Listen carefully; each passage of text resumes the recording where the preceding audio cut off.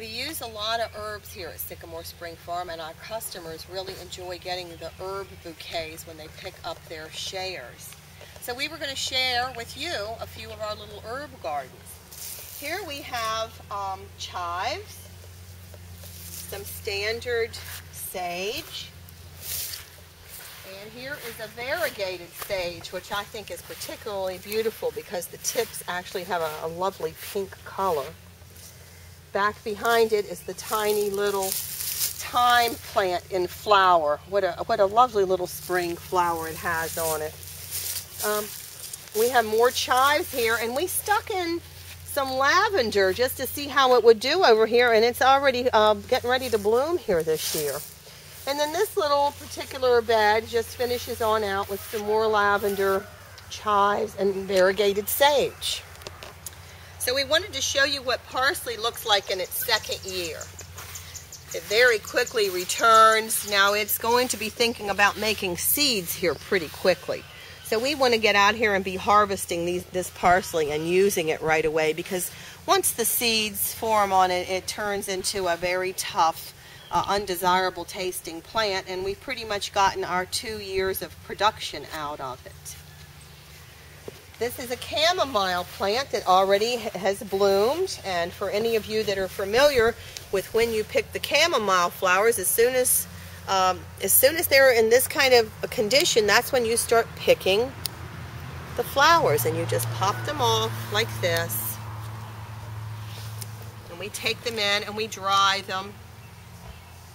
And we really do love the chamomile, and our customers like it too.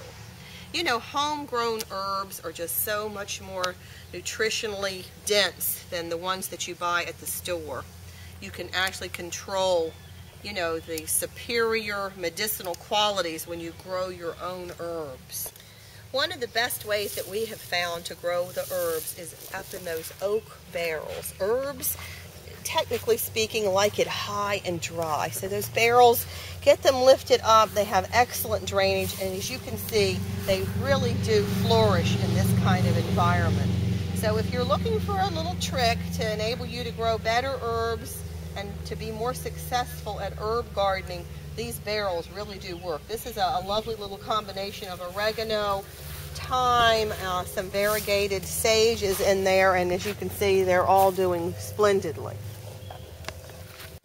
And here's another of our little barrels that has, again, the oregano, the variegated sage, but this one has a little twist. It's got one of my favorite little herbs, which is the lemon thyme. I mean, I just think there's nothing prettier than that yellow and green combination as this little thyme plant creeps on through the cracks in this barrel. And here's another barrel, with that same combination of the lemon thyme, the oregano, and the variegated sage.